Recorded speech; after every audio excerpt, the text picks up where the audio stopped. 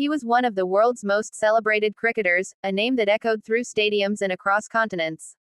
Known for his powerful batting, calm demeanor, and charm that disarmed even the fiercest opponents, Aaron Westfield was every fan's dream and every young cricketer's idol. But beneath the spotlight, behind the chants and flashing cameras, there was a story that few knew, a story not about trophies or records, but about love, faith, and choices that shook his world to its core.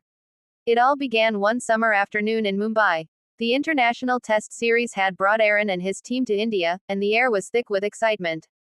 After the day's practice, Aaron wandered through the streets of Colaba, disguised under a cap and sunglasses, looking for a quiet meal. That's when he saw her, Anya Kapoor. She wasn't dressed in anything fancy, just a simple white kurta and jeans, her hair tied up, her face glowing under the fading sunlight as she helped her little brother cross the street. There was something pure about her presence, something that made him stop mid-step. He didn't know why, but something in him whispered that this moment was meant to happen. As fate would have it, he ended up at the same cafe where she worked part-time while studying design. Their first conversation was awkward, Aaron trying to order in broken Hindi, and Anya laughing as she corrected him gently. But it was that laughter, natural and kind, that he couldn't forget. Over the next few days, he kept coming back. Sometimes he would just order tea and sit quietly, pretending to check his phone while watching her talk to customers. Other times, they'd exchange smiles, and slowly, conversations grew from casual greetings to deep discussions. She told him about her dreams, her art, her love for monsoon rains. He told her about his life on the road, about how fame often felt like a cage. Aaron was not a man easily moved. He had met countless admirers, fans, and even celebrities who tried to get close to him. But Anya was different. She didn't care about his fame. In fact, she didn't even know who he really was until a fellow customer recognized him one evening. When she found out, she was stunned, not because he was famous, but because she realized he had chosen to be ordinary around her. Their bond deepened quietly. Between matches and flights, Aaron would find time to see her. They'd walk along Marine Drive, sharing ice cream and stories. He'd talk about how cricket sometimes felt like a battle he couldn't escape, and she'd listen, offering a kind of peace that his glamorous world never could. But love stories like theirs rarely come easy.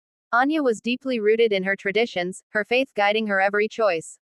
Aaron, on the other hand, was from a completely different world, a non-Muslim cricketer raised in England, with little understanding of the cultural barriers that would soon confront them. When the media caught wind of their relationship, it became chaos. Headlines exploded. Star batsman's secret love in India. Cameras followed them, reporters camped outside her cafe, and trolls flooded her social media with cruel comments. Anya's parents were devastated. They didn't hate Aaron, but they feared what the world would say.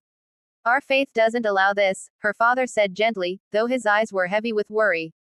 Aaron tried to keep calm, promising her that love was enough to overcome it all. But Anya knew that it wasn't just about them anymore. The world was watching, and her life was spinning into something she had never asked for. Still, their hearts refused to let go. In one emotional moment, Aaron decided to meet her parents. He removed his cap, bowed respectfully, and spoke softly, telling them that he didn't come as a celebrity, but as a man who loved their daughter. He promised he would never force her to change her beliefs. It was a brave step, one that touched them deeply, but faith and culture are not easily swayed by emotion alone. Anya's father told him, "You are a good man, Aaron. But our worlds are too different. One of you will always have to sacrifice who they are." Those words haunted Aaron for weeks. He couldn't imagine asking her to change her identity, and yet, he couldn't let her go. Their secret meetings continued for months. In London, during one of his league matches, Aaron would video call her late at night. She'd stay up, watching him smile through the fatigue of long tours. They dreamed about a future together, a small home, away from cameras, where their love could simply exist. But dreams and reality rarely walk the same path.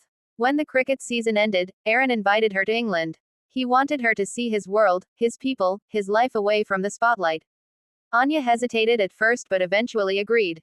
It was her first time outside India, and everything felt surreal, the cold breeze, the quiet streets, the way he looked at her with pride as he introduced her to his friends.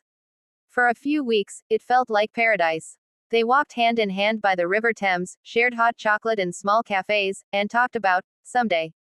But that someday soon became a word filled with pain. Back home, Anya's family had started facing social pressure. Neighbors whispered, relatives judged, and her younger brother was bullied in school. Anya knew she couldn't let her love become her family's burden.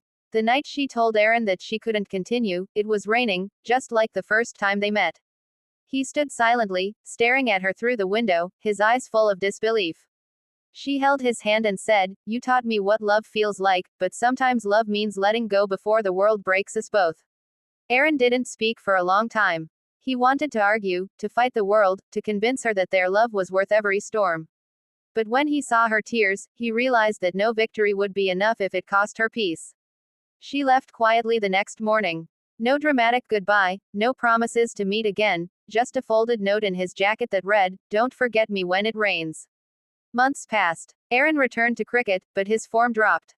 Fans and critics blamed fatigue, but only he knew the real reason. Every cheer in the crowd sounded hollow, every victory incomplete. He'd often glance at the stands, half hoping she might appear one day. Years later, when he came back to India for another tour, he visited the same cafe. It had changed, brighter, bigger, but the smell of coffee was the same. He looked around, and for a second, he thought he saw her reflection behind the counter. But it wasn't her. Still, he smiled, because in that moment, she felt close again.